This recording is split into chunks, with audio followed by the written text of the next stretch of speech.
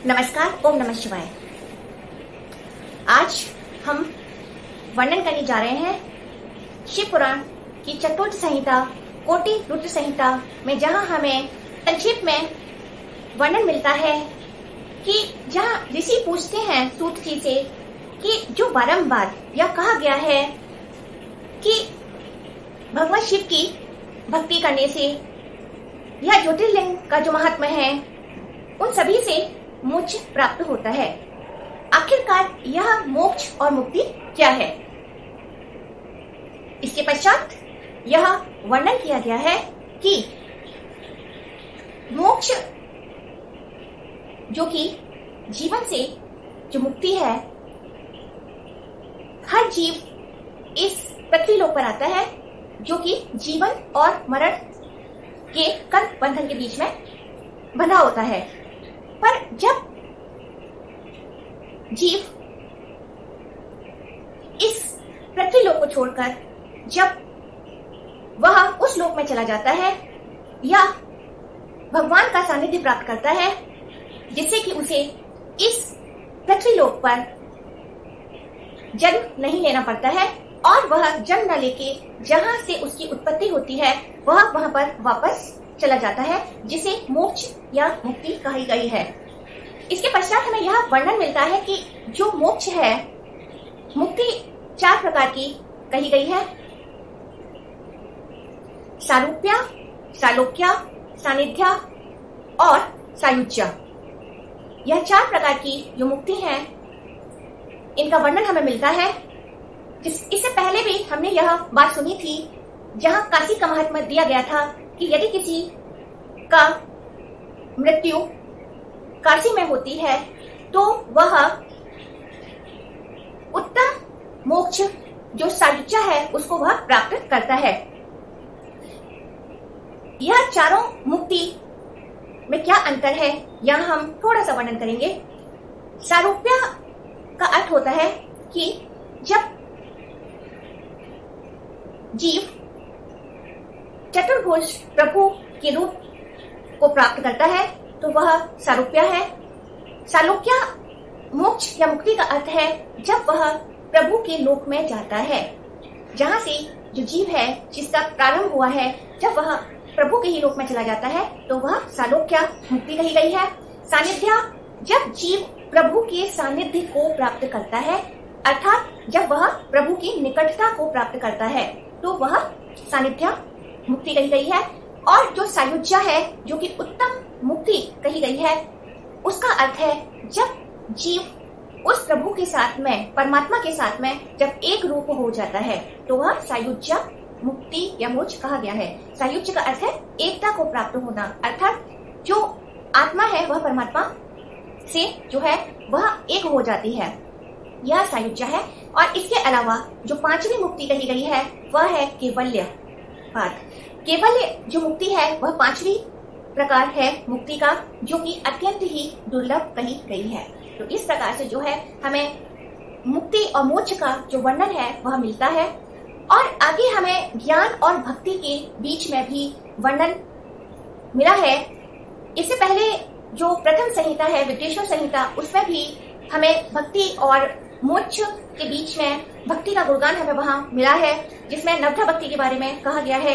यह और एक और बात जो कही गई है कि जो भक्ति है और समूह की भक्ति जो है वह ज्ञान की जननी है।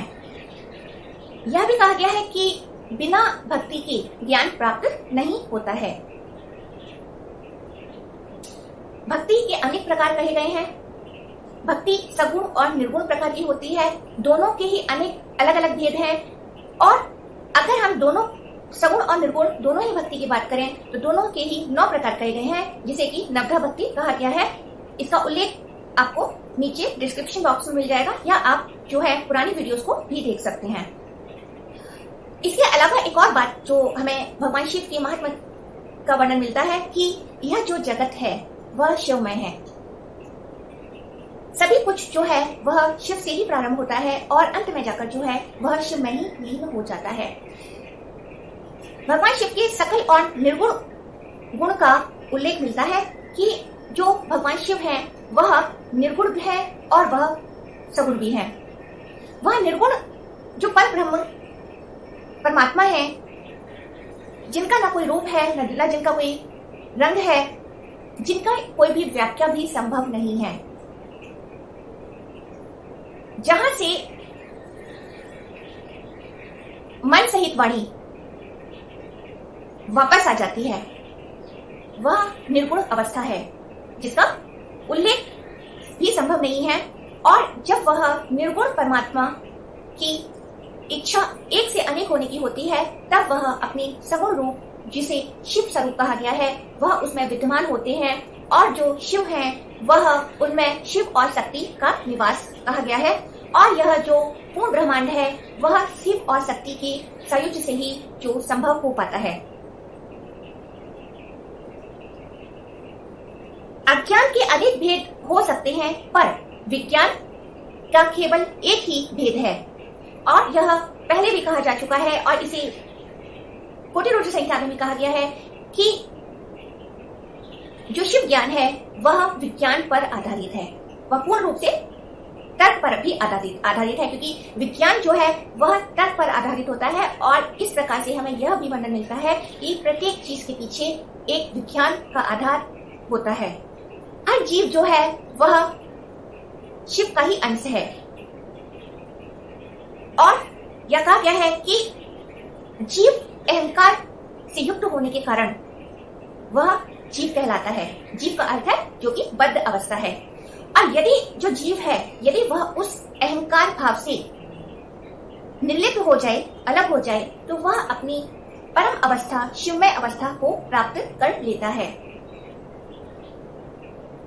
हर जीव जो है कर्म बंधन से बना हुआ है, और कर्म बंधन से बंधे होने के कारण और उसके साथ में निर्धन से युक्त होने के कारण वह जीव है।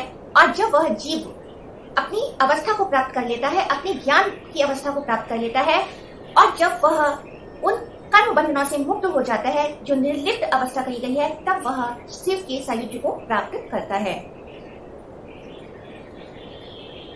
तो इस प्रकार से जो है हमें अनेक प्रकार के जो ज्ञान की जो बातें हैं वह मिलती हैं संक्षेप में, और भगवान शिव के अनेक गुणगान हमें यहाँ मिलते हैं कि जो भगवान शिव है वही जो है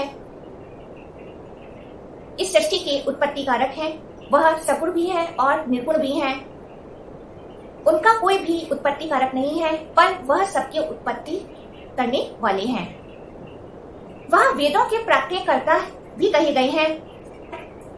इस प्रकार से जो है हमें अनेक जो महात्म्य है वह मिलता है। और यह भी कहा गया है कि शिव पुराण को पढ़ने से भक्ति जो है वह उत्तम होती है, और जो जितनी बार अध्ययन करता है उसकी भक्ति उतनी ही ज्यादा बढ़ती है और वह ज्ञान की तरफ अग्रसर होता है। तो इस प्रकार से हमने यह महात्म्य सुना कोटिरुद्र संहिता में, और यहीं पर कोटिरुद्र संहिता समाप्त होती है, चतुर्थ संहिता। और अगले वीडियो में हम प्रारंभ करेंगे 5वीं संहिता उमा संहिता को। तो यहीं पर समाप्त करते हैं। नमस्कार। ओम नमः शिवाय।